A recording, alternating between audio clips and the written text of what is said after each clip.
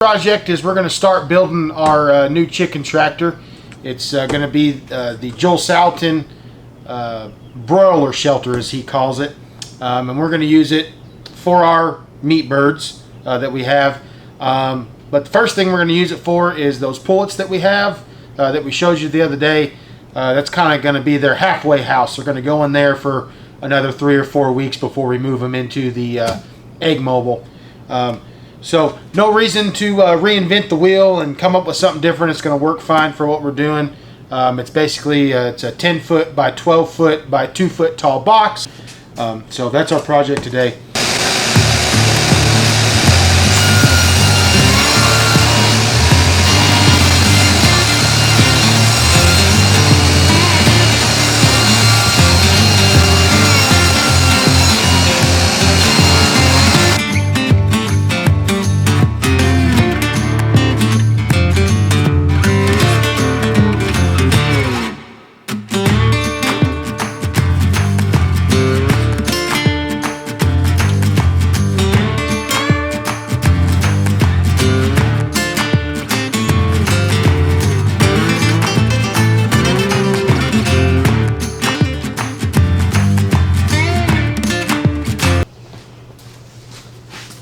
On one of my boards that I was cutting into thirds, I had a big old knot, and well, it was a weak point, so I only got one good board out of that. But there's some, when we start cross cutting, I'm going to set these aside and hopefully I can utilize these. What are you doing, buddy? What are you doing? You taking that out to make a ramp for your monster truck? Yeah. Alright, go for it, dude. Have fun. So now we're going to put these on the miter saw, cut them all to length.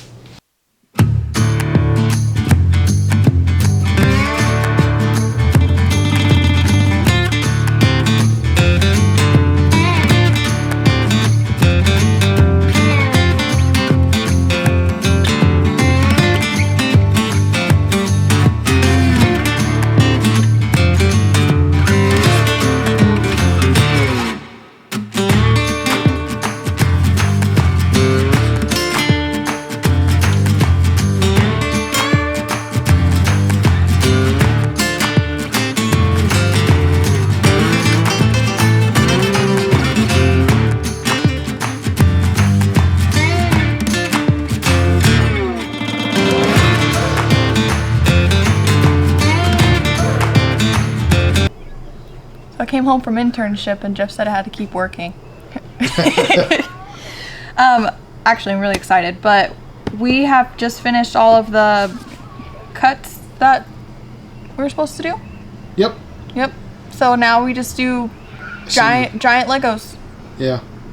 So over here, everything is ripped and cut to, well, everything is cut to width and length.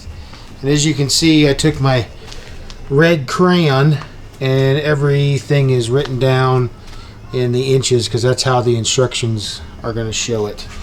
So we're going to lay everything out on the floor and honestly just follow the plans, because like I said earlier, there's no need to reinvent the wheel. So I will show y'all a quick snippet of what it looks like in the book. So, I mean, that's the instructions, and I'll go back to the cut list. I mean, that's the cut list and everything that it gives you.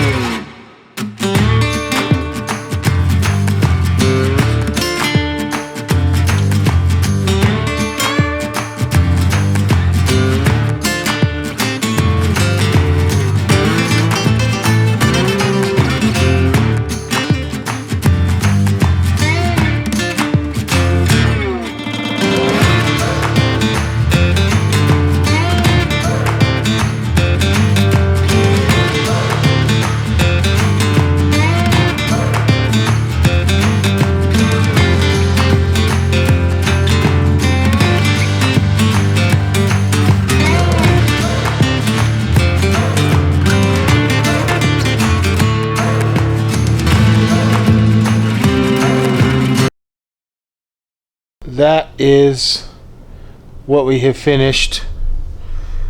I don't know. What is that? In a day. How about that? Well, Yeah, with having to stop to like pick up kids and do dinner and bed and bath time, deliver eggs. deliver eggs. Yeah, that when you deliver eggs to neighbors, it takes 45 minutes. That's just how it goes. Yeah. Well, there's the frame. There's the box. And that's pretty much it. So tomorrow's plan now is to wrap about a little over half of it with hardware cloth. Put the roof on, the metal on the roof, The access hatch, right? the metal on the side. The plan, honestly, is to finish this tomorrow. Good morning. So we're on day 2 of this. I had to stop and study, and it was getting kind of late.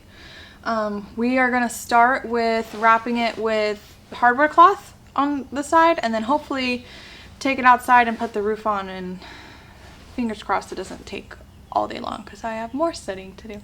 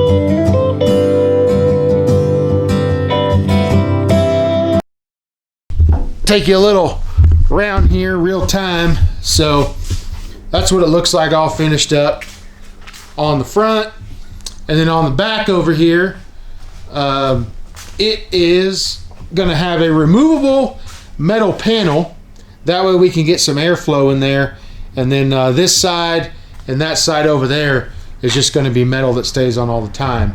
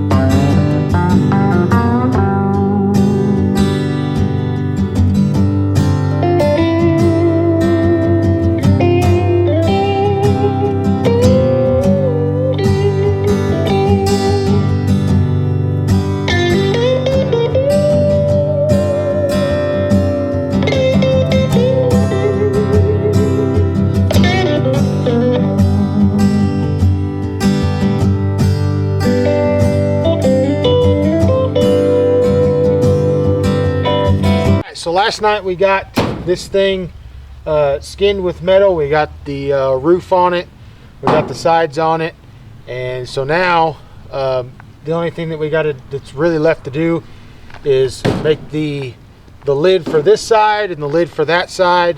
But I had my buddy come over last night and help me get this out, and as you saw, my door is only 12 foot wide on the shop, and it's only 10 foot tall. Well, this wouldn't fit out, so we had to do the old put it up at an angle and get it out. So we're gonna head back into the shop here. We're gonna get these lids made, so let's go do that.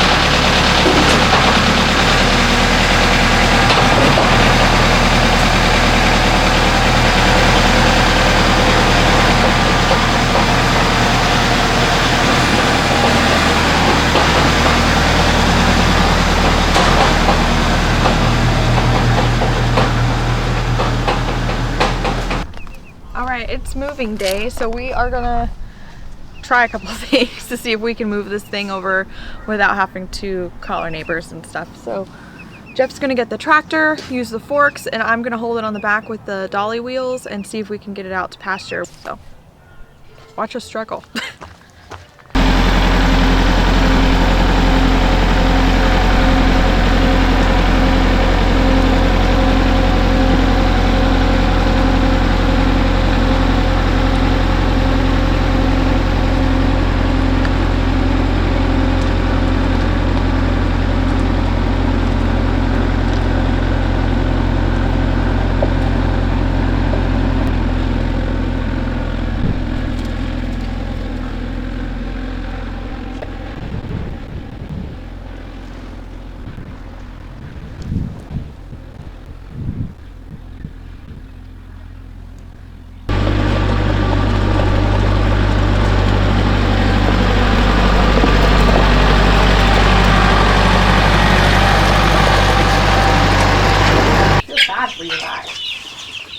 Alright. Your eviction notice is here.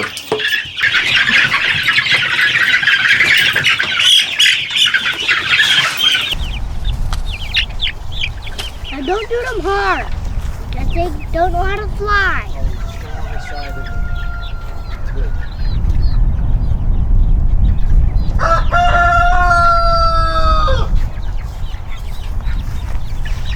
What do you guys think? This is so much better.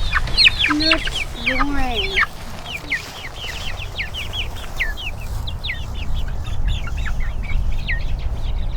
We're going to the new home. Hi, Elijah, at your new home. This is the halfway house. Halfway house.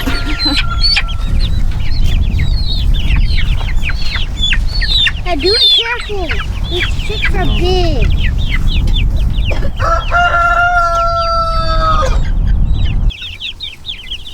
We're figuring it out. We're doing chicken things.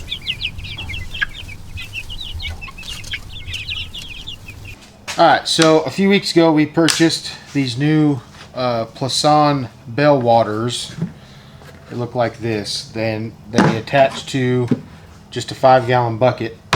Reason we got it is, well, one, a lot of people use them in that chicken tractor that we built, and in the brooder we just had like 2.5 gallon waters, and as the birds got to about 3 and 4 weeks old, we were having to fill those things twice a day. So these are really cool because it hooks to a 5-gallon bucket, and it just gravity feeds through a hose and into the top of this spring-loaded shut-off valve, basically. So what it does is it's based off of weight. So as the water trickles out of here, these little deals, it runs down the side of the bell into the trough, and the weight pulls down, and when it gets to the whatever level you set it, it shuts off the water flow. So they're pretty cool, pretty simple, and I like them better than like the vacuum waters that have the container and you set it on it, because these hang. You can get them up higher off the ground. These would work good for like a rain collection system, like into a tote, and then you could run these off of there. I don't know. There's many different ways that you could do it. But basically, all you need is you buy the bell water. It comes with everything. It comes with the bell. This is a counterweight that is filled with water, and so basically what it does is the chickens bump into it. It keeps it centered all the time instead of just flapping around. It comes with the valve on top. They also send you the 1/4 inch ends to go on the hose, and then they give you like almost, we had 2 waters. I think it comes with about 10 foot each of 1/4 inch hose, some twine, and so what you'll need to do is get the water source, like where the water is going to be stored. In our case, it's a Harbor Freight 5-gallon bucket, and then you'll need to purchase what's called a bulkhead, which is this guy right here. And so in the center it has a 3/4 inch threaded opening, which you will put this nipple in. You don't have to have that. A lot of people will just drill a hole that's just big enough for the 1/4-inch tubing, and they just friction fit it into the bottom right here. I wanted something that I could disconnect the hose and have a valve on it, because sometimes in certain parts of the pasture we don't have the luxury of a hose out there, so we're going to have to disconnect the bucket and take it to the hose. Well, if you just stick that in there, all the water's going to dump out. So what we're going to do is install this bulkhead, put a 3/4-inch nipple into it, and then I ordered these shutoffs that go on the end that just screw on with a garden hose fitting.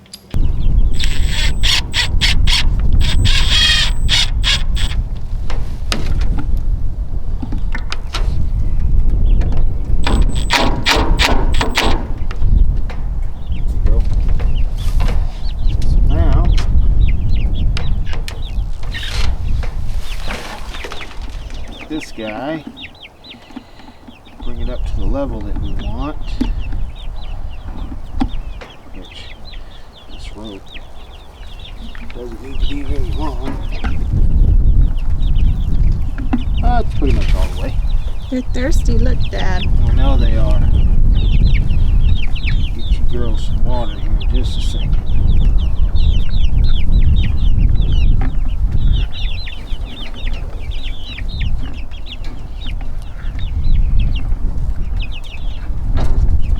That'll be fun.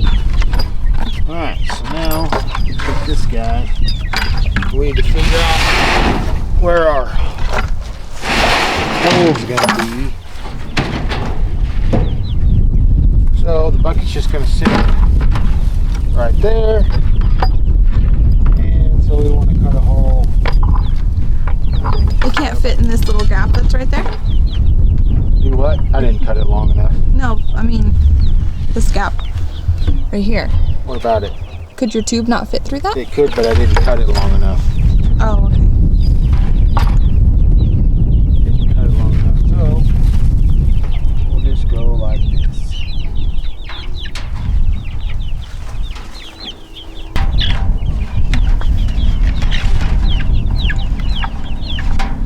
You know what I didn't think about? Yeah. Probably is better to run it through. I didn't think about What's that? Your idea is better. What was that? Your idea is better. I said it. It's on camera. It's on record. Your idea is better. I don't like mine anymore. That never happens, guys. So we gotta go get a longer hose. Okay. Okay, let's pretend we weren't taking pictures of chickens that whole time.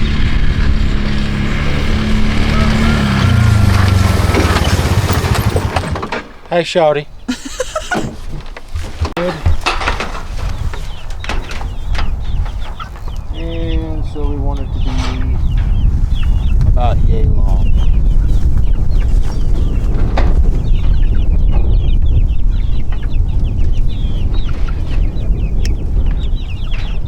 Now we go put water in it. Put water in it. Hate to see you go. Love to see you walk away. Is that how it goes? I don't know. There it goes.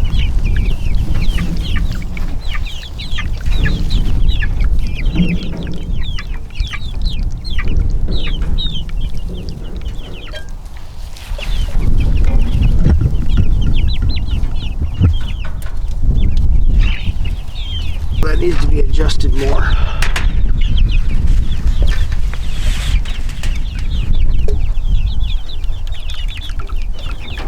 I'm glad we finally got them moved, and now the next project is to clean out that brooder and move the meat birds and the other birds that we got at Atwood's the other day into the big brooder. And then in about 4 weeks, these guys will get out, go into that coop, and we'll move the other birds out of the brooder into here. So the meat birds don't, when do they come? They don't come out at 5 weeks old? So the meat birds can actually come out at 3 weeks, 3 to 4 weeks. That's when they can come out. So we're not going to do that? No, we will. Oh. I'm confused. Yeah. Well, our timeline that we had is a little jumbled now, but we'll make it work. Okay. All right. Bye. Bye.